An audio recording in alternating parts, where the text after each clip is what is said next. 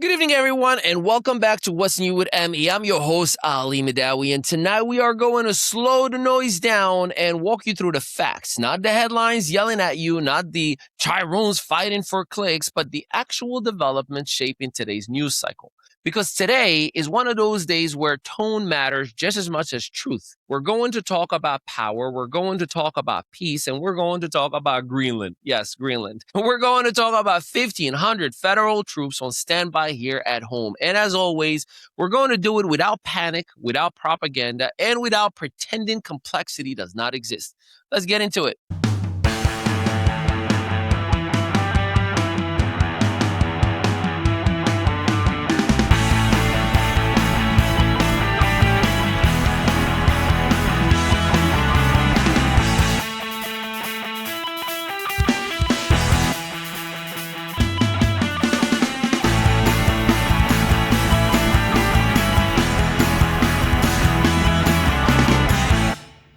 Segment 1, Trump, Greenland, and the end of peace first. So President Donald Trump made headlines after remarks suggesting a clear shift in how he is framing American foreign policy. The headline version says Trump says he's no longer concerned with being all about peace, but the context matters. What he actually communicated is this: peace is no longer the primary lens, strategic dominance is, and the distinction is not accidental. Why Greenland?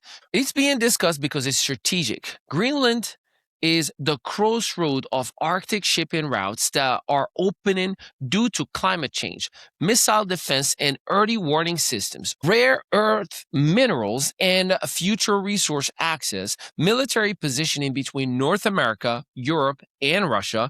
This is not about tourism. This is about leverage. Trump framed Greenland as essential to U.S. security, not optional, not symbolic, but foundational.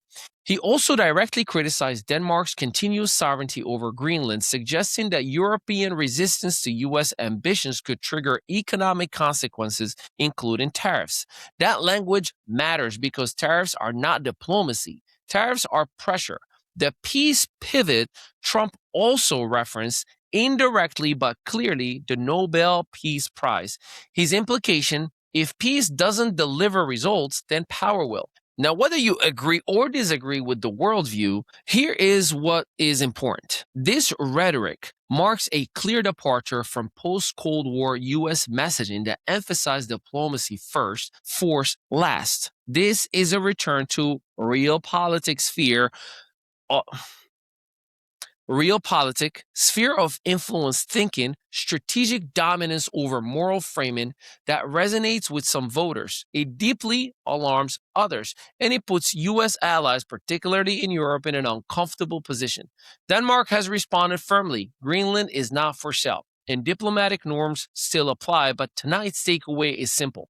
This is not about a land. This is about power and who controls the future of the Arctic. Segment 2, federal troops on standby in Minnesota. So let's come back home for a second. The Pentagon has confirmed that approximately 1,500 federal troops are on standby for possible deployment to Minnesota. Let's be very clear here, because clarity does matter. The troops are not deployed, they are on standby. That distinction is critical. What triggered this? Well, the situation stems from heightened tension following a fatal incident involving federal immigration enforcement. Protests followed, public anger escalated, and federal authorities moved into readiness mode. The Pentagon has stated troops would only be deployed if conditions significantly deteriorate or if state or federal leadership formally requests support. Still, this symbolism alone is powerful. Why this is sensitive? The United States has long complicated history with federal military involvement in domestic unrest. The balance between state authority and federal power, civil liberties during moments of crisis, even the possibility of troop deployment raises constitutional and emotional alarms. State and local officials have voiced concerns emphasizing de-escalation, local control, avoiding militarization of civilian situations. This is not a small story. This is about federalism. trust in institutions, and where the line is between security and overreach. And no matter where you land politically, those questions deserve serious treatments, not slogans. Segment 3. Now, how the media is framing this. Let's talk about how you are being told the story, depending on where you get your news from. CNN. CNN is emphasizing escalation risks, international backlash, democratic norms, and precedent. The tone is cautionary. The framing is institutional concern. CBS News. CBS News is sticking to confirmed facts, official statements, public safety implications, less heat, but more verification. MS Now, well, they're focused on civil liberties, immigration enforcement fallout, historic comparison to past federal actions. The tone is critical, but advocacy driven. And Fox News is framing it through this: law and order, sovereignty, national security, and federal authority. The tone emphasizes control and stability. Why does this matter? You are not just consuming facts, you are consuming frames. And understanding the frame is how you stay informed instead of manipulated. Segment 4, the bigger picture. When you step back, today's news cycle tells one story. The world is shifting from comfort to control. Internationally, power blocks are hardening. Diplomacy is giving way to leverage. And domestically, federal authority is being tested. Trust in institutions is very fragile. This is not chaos. This is transition. And transitions are always uncomfortable. So here's the responsibility we all share. Do not let outrage replace understanding. Do not let loyalty replace truth. And do not let fear replace thinking. This show right here exists to slow things down, to add context, and to remind you that democracy requires an informed public, not a reactive one.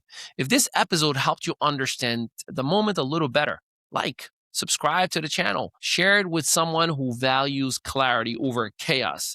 For more in-depth analysis, production, and media commentary, visit themestudios.net. I'm Ali Mehdaoui, and this is What's New with ME. We'll see you next time. Still marketing your business like it's the Yellow Pages era? Welcome to ME Studios, where local solopreneurs and small business owners catch up with the digital world and take over it. We help you go from invisible to undeniable. Featured on Spotify, iHeartRadio, Audible, Apple Podcasts, and Amazon Music. Plus, gain press exposure in over 100 to 300 major media outlets like Fox, ABC, CBS, NBC, and the CW. Right here in Eatontown, New Jersey, just steps away from the soon-to-be Netflix studios, our multi-unit facility is built for creators, entrepreneurs, and visionaries. Stop marketing like it's 1995. Start building your digital authority today with a team that gets it.